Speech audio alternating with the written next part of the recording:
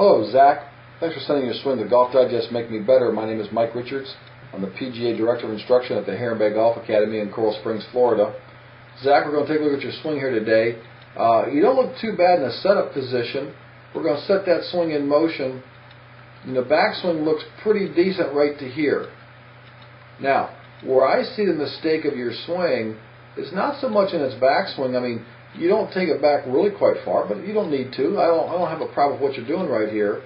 But now what I'm going to do is set that swing coming down, and you look pretty good right to this point, but what's not happening is you're not allowing your body to continue to rotate. And I'm going to put a line right across the top of your head at this stage. And then I'm going to put a line that represents more of the angle of your spine as you're coming down. And I want you to watch how those two lines change during the hit of the golf ball. Say you pull up out of that swing. So now what's going to happen is you're going to have a very difficult time hitting consistent shots because you're pulling up and away from that golf ball. Now, when you look at this ball, you actually hit the ground in the divot. So I want you to look at your divots. If your divots are going more left, that tells you, Zach, your club's a little bit on the outside path more than what we want. And I think it gets on the outside path because as you stand up, you throw the right hand at it, which gets that club kind of working in and from the outside in.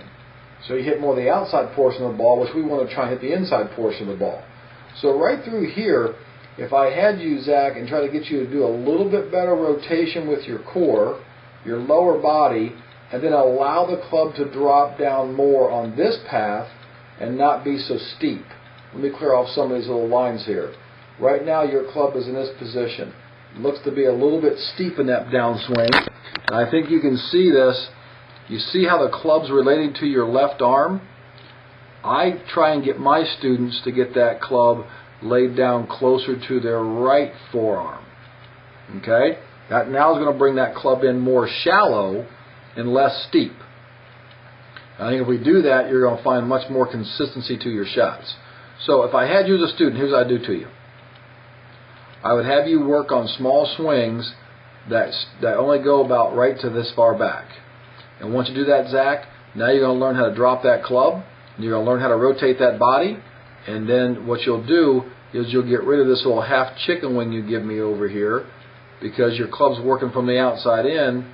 Then you release it halfway decent. You look good in the position there, but the release is kind of a false release because it's already come through with a little chicken wing action there. So two things I got to have you do, and the one's going to relate to the other one. The more your body rotates, your core and your belt and your hips properly, the better the club's going to drop to the inside.